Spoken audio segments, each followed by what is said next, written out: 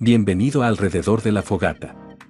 En este espacio nos acercamos a los libros sin prisa, para escucharlos como se escuchan las historias cuando el ruido se apaga. La obra que tienes delante es una novela histórica que se adentra en el corazón del mundo mexica, en sus creencias, su poder y los acontecimientos que dieron forma a un imperio. A través de sus personajes y de una época marcada por la grandeza y el conflicto, este libro nos invita a mirar el pasado con atención y a dejar que la historia hable por sí misma. Capítulo V. La elección de un rey. La milenaria pirámide de Chololán, bañada por los últimos resplandores del atardecer, parecía una gigantesca escalera de piedra destinada a servir de sólido puente entre el cielo y la tierra. Centeotl, el sacerdote que durante tantos años y en las más adversas condiciones rigiera los destinos de la Hermandad Blanca, yacía gravemente enfermo. Cumplida su misión, la poderosa energía que le caracterizara parecía haberle abandonado y los rasgos de la muerte comenzaban a dibujarse nítidamente en su rostro. Con voz de tenue y apagado acento, el anciano solicitó la presencia de su sucesor. Inmediato al Tlacaelel acudió de llamado del enfermo. Recuperando momentáneamente un asomo de su vigor perdido, Centeotl le explicó al joven azteca, con palabras saturadas de profunda esperanza, los motivos por los cuales le había escogido como depositario del preciado emblema. La larga y angustiosa espera había concluido, afirmó Centeotl con segura convicción.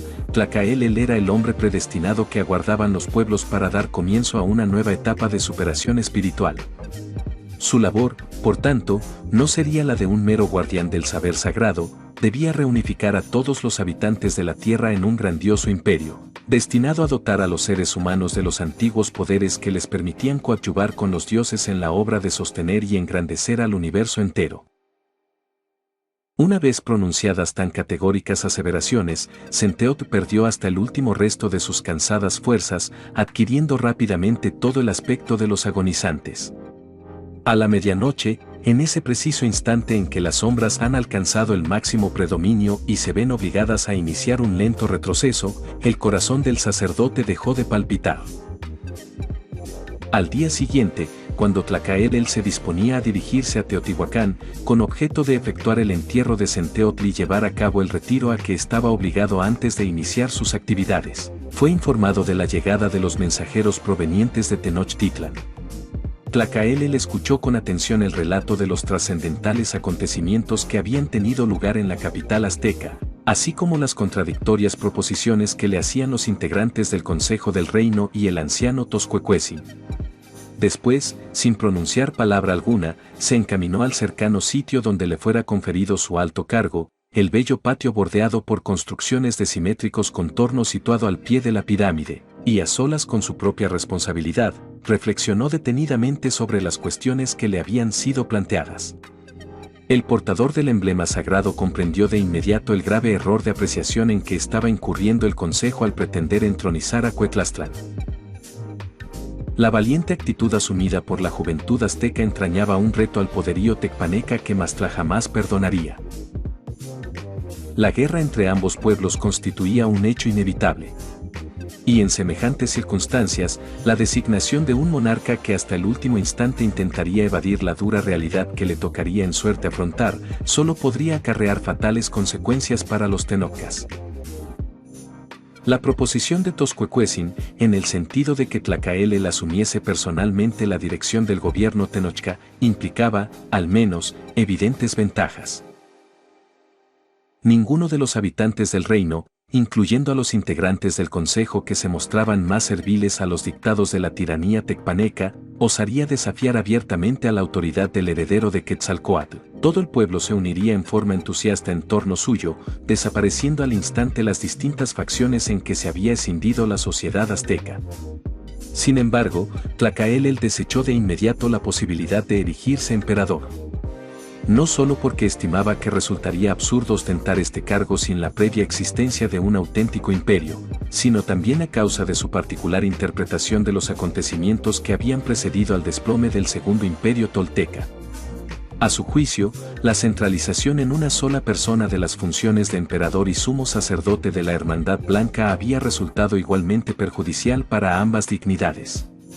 con su atención centrada en la gran variedad y complejidad de los problemas derivados de la administración de tan vastos dominios, los emperadores toltecas habían terminado por desatender las obligaciones inherentes a sus funciones de portadores del emblema sagrado.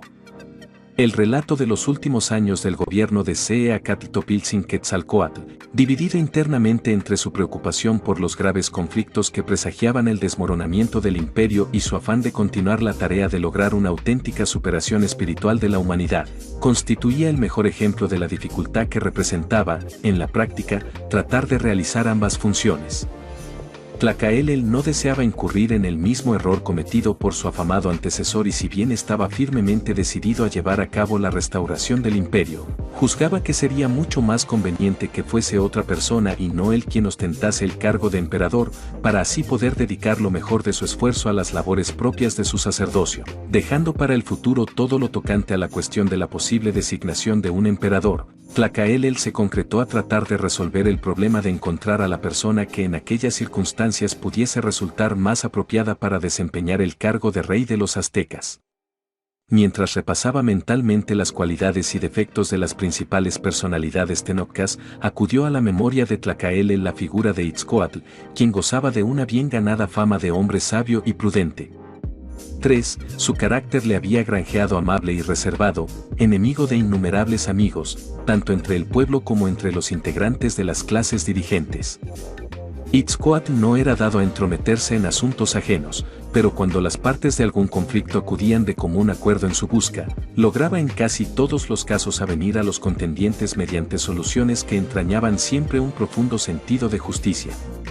Toda ostentación, entre más lo pensaba, más se afirmaba en Tlacaelel la convicción de que Itzcoatl era la persona indicada para restablecer la concordia en el agitado pueblo azteca. A causa de la reconocida prudencia del hijo de Acamapichtli, los miembros del consejo no podrían acusarle de estar propiciando un conflicto que en verdad pudiese ser evitado, pero asimismo, y como resultado de esa misma prudencia, resultaba fácil prever que Itzcoatl no cometería la torpeza de dejar a la ciudad sin salvaguardia, sino que sabría encontrar la forma de mantener la organización defensiva surgida bajo la dirección de Moctezuma. Retornando al sitio donde le aguardaban los mensajeros, Tlacaelel expresó ante estos la respuesta que debían memorizar para luego repetir ante quien les había enviado. En su mensaje dirigido a los integrantes del Consejo del Reino, el portador del emblema sagrado les reprendía severamente por la ofensa que le habían inferido al pretender otorgarle un cargo dentro de dicho organismo. Con frases ásperas y cortantes, Tlacaelel recordó a los gobernantes tenocas que él era ahora el legítimo heredero de Quetzalcóatl y, por tanto, toda auténtica autoridad solo podía provenir de su persona, resultando por ello absurdo que igualarse con él incorporándolo como un simple miembro más del Consejo. Sin embargo, concluía, estaba dispuesto a pasar por alto el agravio que se le había inferido, estimando que había sido motivado por ignorancia y no por un deliberado propósito de injuriarle, siempre y cuando acatasen de inmediato su determinación de que se entronizase a Itzcoatl. Intentasen en la respuesta que enviaba a Toscuecuetzin, Tlacaelel agradecía al viejo sacerdote sus espontáneas manifestaciones de lealtad. Le informaba, asimismo, que no pensaba ejercer sus derechos para ocupar en lo personal el cargo de emperador, sino dejar esta cuestión pendiente para el futuro, y por último, le pedía que procediese cuanto antes a coronar a Itzcoatl como nuevo rey de los aztecas.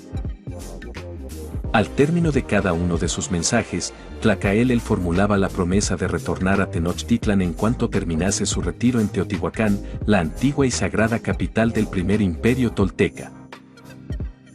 Si este tipo de historias te acompañan, te hacen pensar o simplemente te ayudan a desconectarte, suscríbete a Alrededor de la Fogata, deja tu comentario y comparte este episodio.